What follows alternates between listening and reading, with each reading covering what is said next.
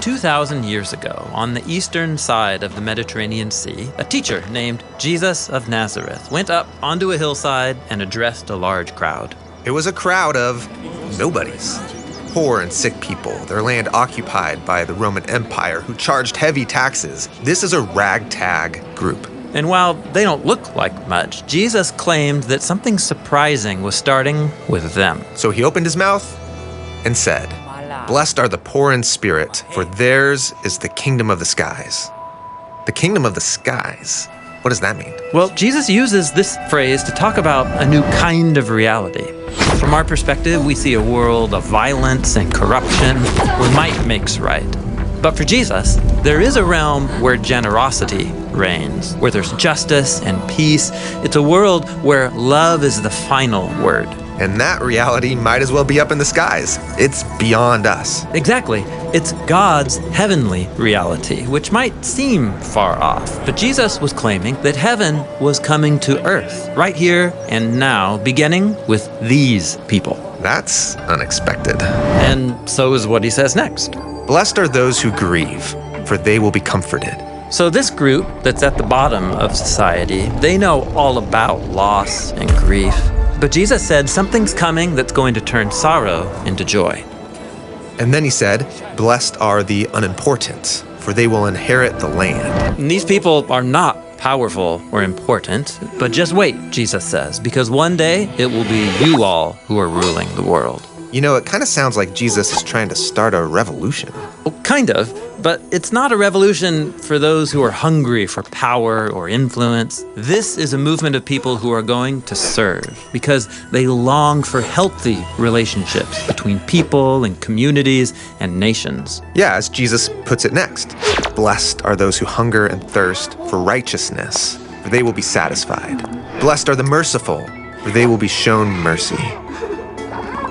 Just imagine it. A group of powerless nobodies ruling the world through generosity and forgiveness and justice. This is a Jesus-style revolution. The next thing Jesus says is, blessed are the pure in heart, for they will see God.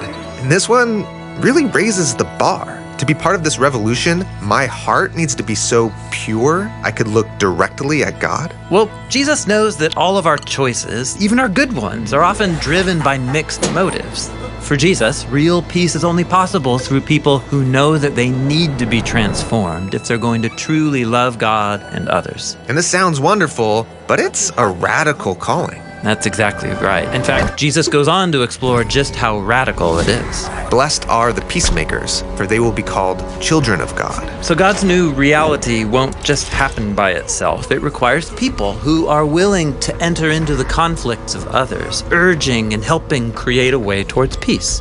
But that way of life can be dangerous.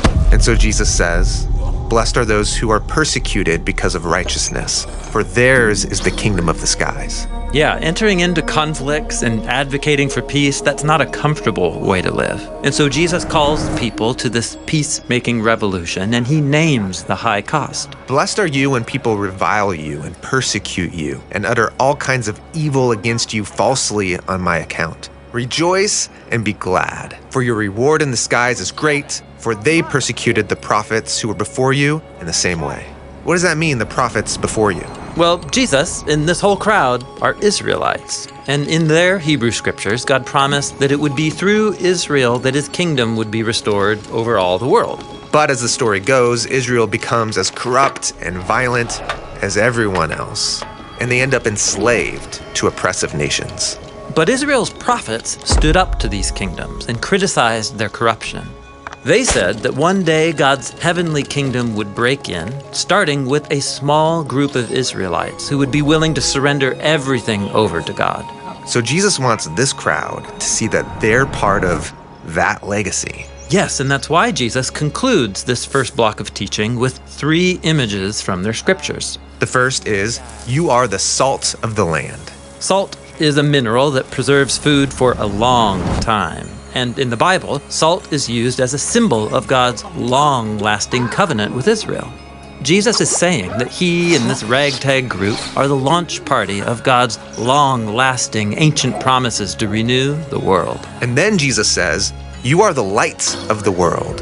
And a city on a hill cannot be hidden. He's referring to the biblical image of God's light, his presence shining out from its dwelling place in the temple in Jerusalem, which was a city on a hill.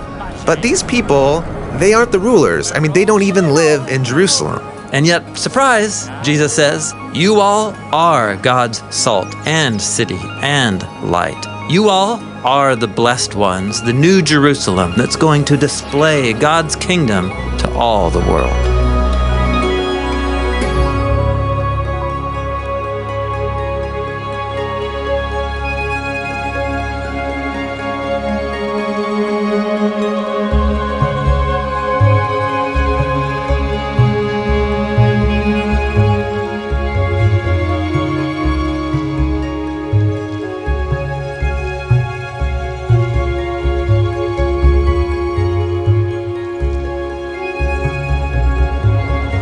Now, how can a group of nobodies who follow Jesus become the beginning of a whole new world? Well, Jesus is going to help them reimagine who God is, who we are, and how we should live and treat other people. That section of the Sermon on the Mount is what we're going to look at next.